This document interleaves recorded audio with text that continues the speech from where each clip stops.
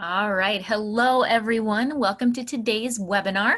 Today's topic is on the mind-body connection. But before we get started, just a couple of those normal items to take care of. We will have time for questions at the end of the presentation, and you can type those in by clicking the Q&A section in the lower portion of your control panel. We will be posting a recording of the webinar on our blog. The link for that will be shown at the end. And if you would like a PDF copy of the presentation, there will be a link to download that on that same post as the recording. And if your question does not get answered today, please email our support inbox, which will be shown at the end as well.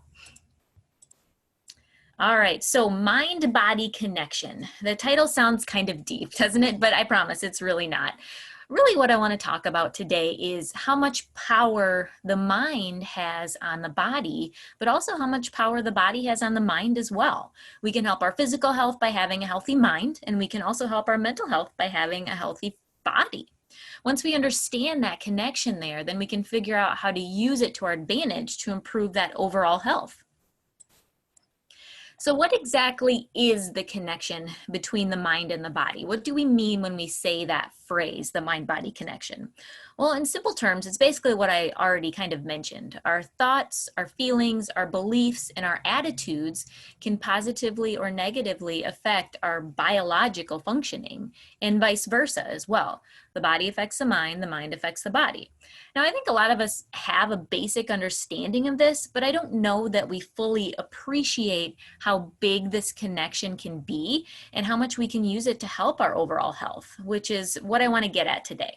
So let's talk about some examples of this connection. We'll start with how the mind affects the body.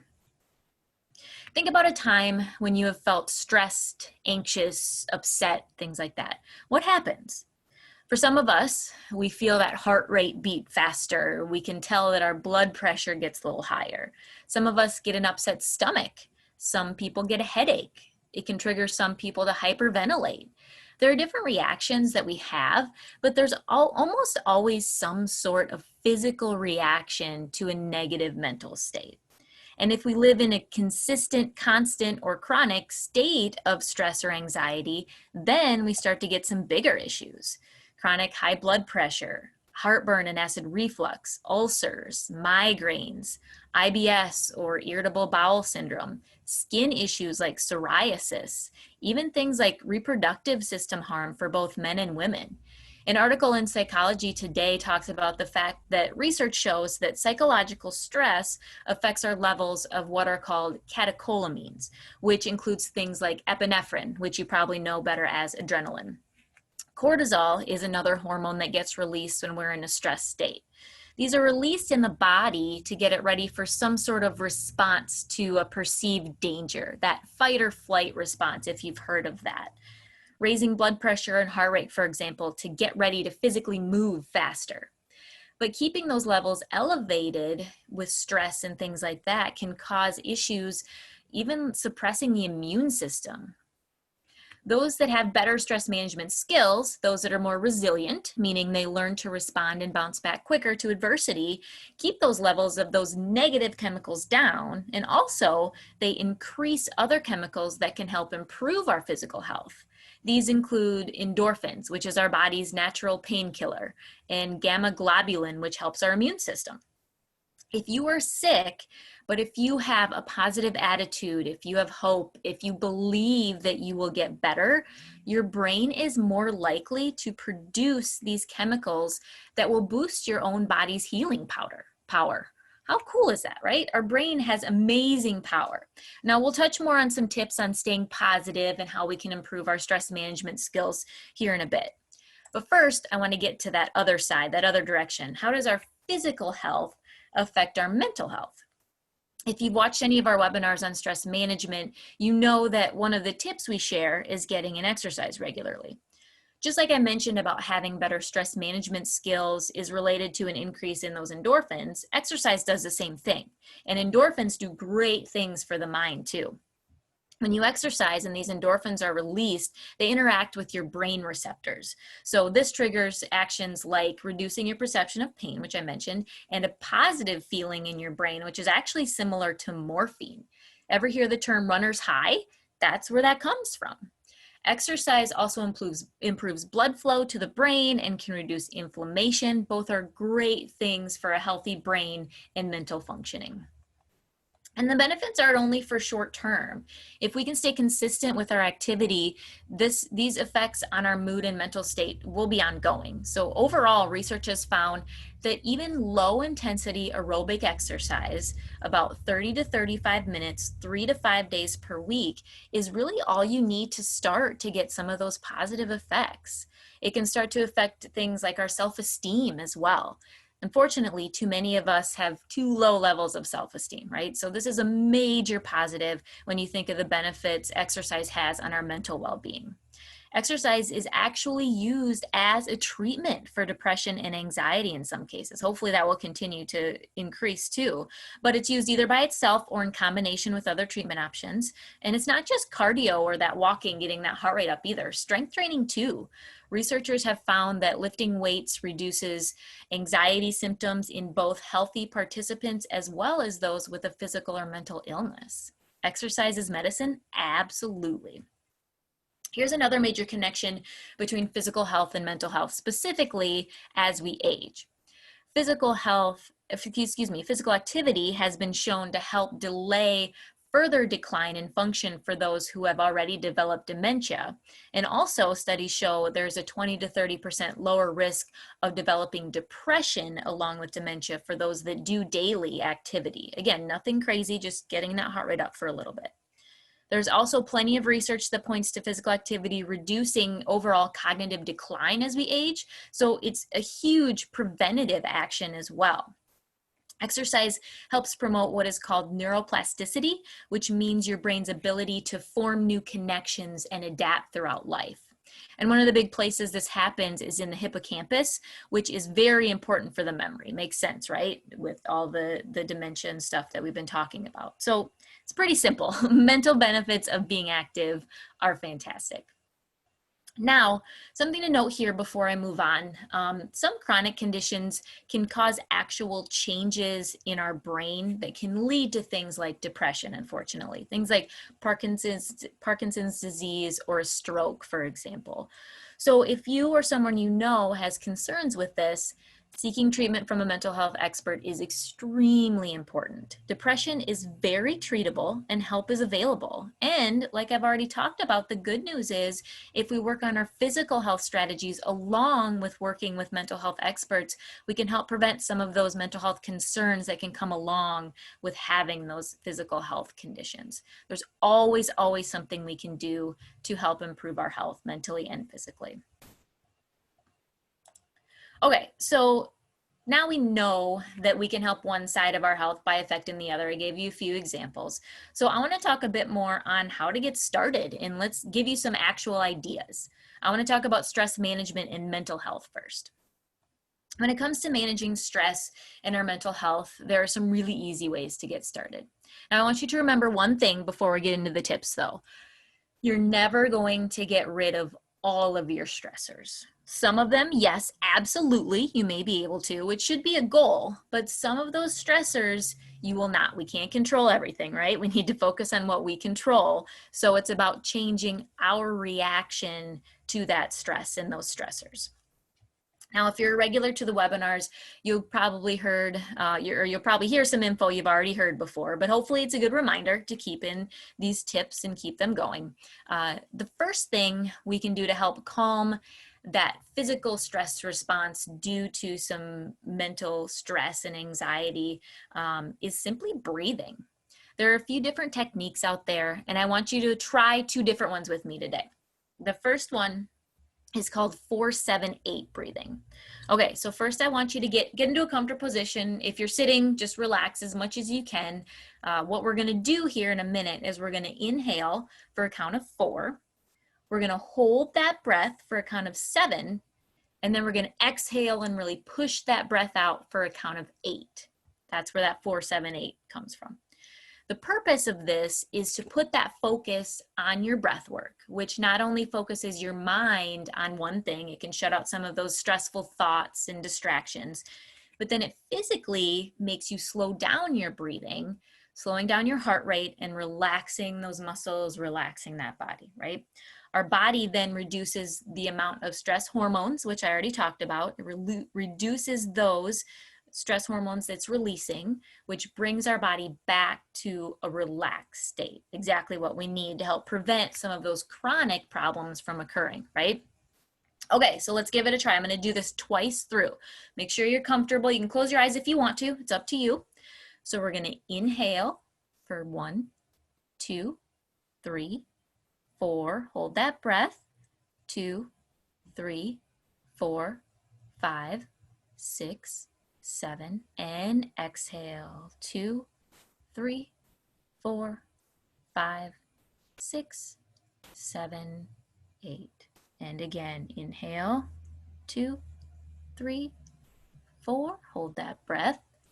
2, 3, 4, 5, 6, 7. And exhale. 2, 3, 4, 5, 6, 7, 8. Now, I personally like how when you exhale, you can feel those shoulders relax. Hopefully some of you felt that. So again, that's just one breathing technique that you can try. Now, if you found yourself struggling a little bit to hold your breath for that full count, that's okay. And you will get used to that, and you'll get used to controlling your breath a little bit more as you do it. But what you can do is to try this next technique too. It can be a good one to as kind of a stepping stone to the 4-7-8 until you get a little bit more control over that breathing. This one's called box breathing. It's known by a few different names, 4-square breathing. It actually comes from the military. But anyways, here's what we're going to do. We're going to inhale for a count of 4, and then we're going to hold the breath for a count of 4. And then we're going to exhale for a count of 4, and then we're going to hold that exhale. So hold that exhaled breath for a count of 4, hence the name box breathing. So it's all about the 4s, right? All right, everyone ready to try it? We're going to do it twice through like we did the other one. So get comfortable, close your eyes if you want to. We're going to inhale, 1, 2, 3, 4. Hold that breath, 2, 3, 4. Exhale, 2, 3, 4. Hold that exhale breath, 2, 3, 4. And again, inhale, 2, 3, 4. Hold that breath, 2, 3, 4. Exhale, 2, 3, 4. Hold that exhale, 2, 3, 4. Okay, done. That's all it is. You can do these for as long as you feel is needed. If you just want to do it one time through, if you're in need of a quick release during the day, if you can feel that tension, feel that anxiety, or you can do it before bed a few times through, or again, as much as really you want to calm that mind, which again, in turn, calms that body down, gets you ready for a good night's sleep. So again, our mental well-being affects that physical reaction that we have. So breathing is a really easy, really simple technique to slow everything down to help benefit both sides. Now, the next tip, which is actually kind of along the same lines as breathing, because you're still going to kind of focus on it a little bit, is meditation. So meditation is simply just relaxing your mind, focusing, and really just becoming aware of your thoughts. So it's going to have those similar physical responses and benefits to that as that deep breathing did. So there are a lot of great meditation apps out there if you've never tried it. Headspace and Calm are just a couple options. There's lots of just videos online as well. And right now, actually, I want to have you listen to one of Health Check's own free recordings today, just to give you a taste of what it is, especially for those of you who haven't tried it before, just to show you how really simple it is. Again, similar to that breathing, just to kind of calm you down. So we have 3 different ones on our blog to choose from. There's 2 3-minute options and a 7-minute option. So I'm just going to do the very first basic one, but I encourage you to go to the blog and listen to all 3 if you're interested. I'm going to put a direct link on the post for this recording on the blog as well. So look for that within the next day or 2. But same thing, stay in a comfortable position if you're already there. I'm going to play the 3-minute one for you so we can get a taste of how meditation works. I invite you to take a few moments to focus your attention on your breath. To start, sit comfortably in a chair with your feet flat on the ground sit on the ground with your legs gently crossed. Wherever you are sitting, try to use good posture, keeping your back straight with a slight lift in your chest while relaxing your shoulders down and back. Gently close your eyes and relax your jaw. As we get started, simply observe your breath without trying to change it. Notice if you are inhaling and exhaling through your nose or mouth. As you inhale, is your breath landing in your chest or your belly? Do you find that you are breathing quickly or slowly? Try not to change or judge how you're breathing. Just become aware. Now as you inhale, breathe in through your nose all the way into your belly. Notice that the air is cooler as you inhale and warmer as you exhale. Feel the rise of your belly as you breathe in and the fall of your belly as you breathe out. As you breathe in, try to fill all of your midsection with air. Breathe into the front, the back, and each side of your midsection. Take a few moments to practice this. It is normal for your mind to wander when sitting silent. Don't let this upset or discourage you. Simply notice that it happened and redirect your thoughts back to your breath.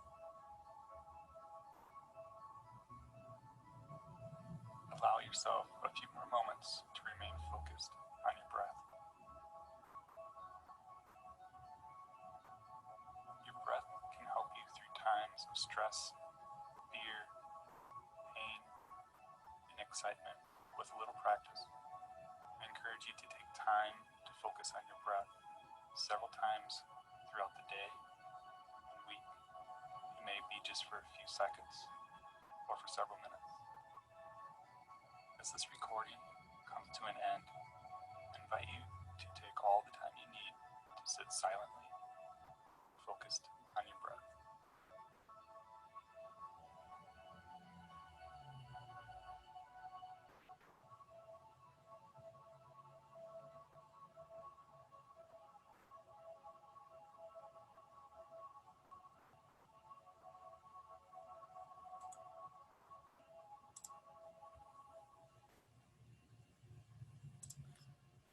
All right, that's it.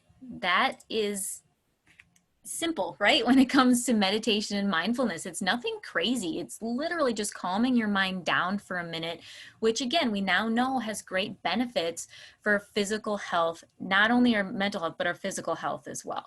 So you can, same thing with breathing. You can do it before bed. You can do it after a stressful meeting. You can do it in the car during a traffic jam. Lots of great applications here for both the breathing and the meditation.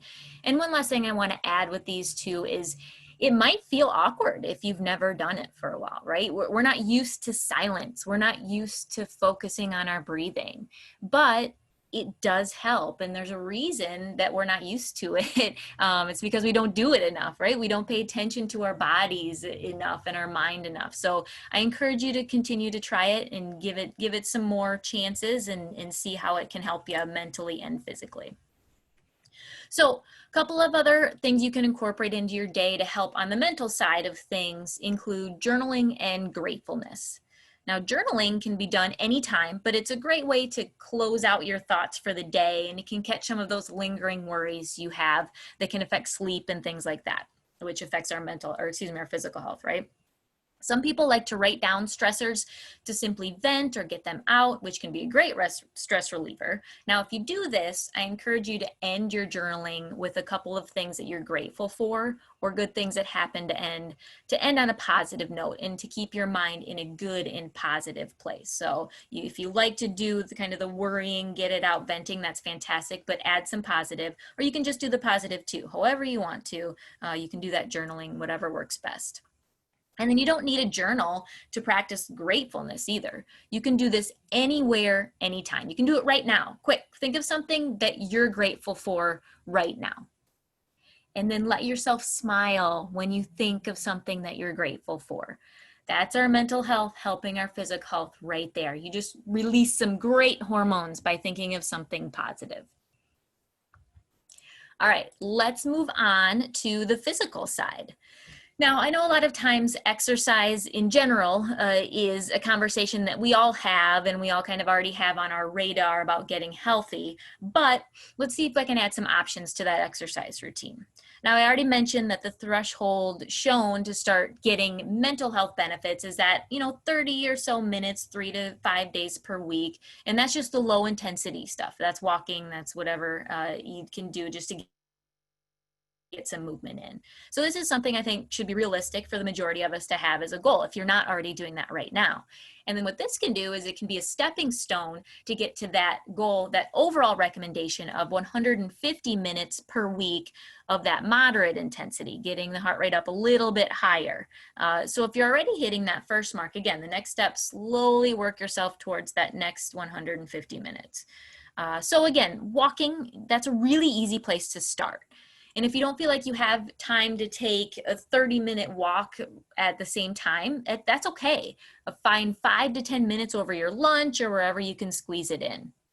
Now, ideally, you'd be getting outside for this walk, as getting out into nature has great benefits for your health as well. But really anywhere you can get some quick steps in is fantastic, or stairs, something like that.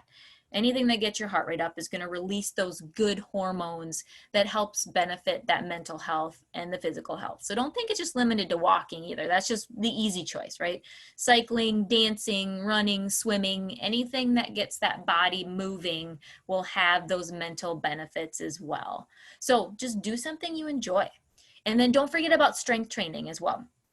2 to 3 sessions a week of, if you have weights, if you already do something like that, great. Or you can do some body weight exercises. You can do push-ups, you can do lunges, sit-ups, squats, anything that are going to work those muscles and make them a little stronger. Again, has been shown to have mental health benefits as well. Now, a couple exercise practices that are specifically meant to help focus on mental health at the same time as you're moving your body are yoga and Tai Chi. Now, if you've never done yoga, most classes are a series of just poses that you hold while focusing on your breathing. Some are very simple, and then you can get into more complex moves in more advanced classes as well. Now, there are studies out there pointing towards yoga and the benefits with stress, anxiety, and depression, which is obviously why I bring it up, right? The reasoning is that the movement combined with that breathing techniques can lower those stress hormones, specifically cortisol. We've already talked about this, so it should make sense. There's also been a few studies that have shown that yoga can possibly increase melatonin levels, which is a hormone that helps us sleep. And when we sleep better, we generally handle stress better and our overall mood is better. So that makes sense too, right? Everything is connected. Now, Tai Chi has been shown to have similar effects as yoga on mental health as well.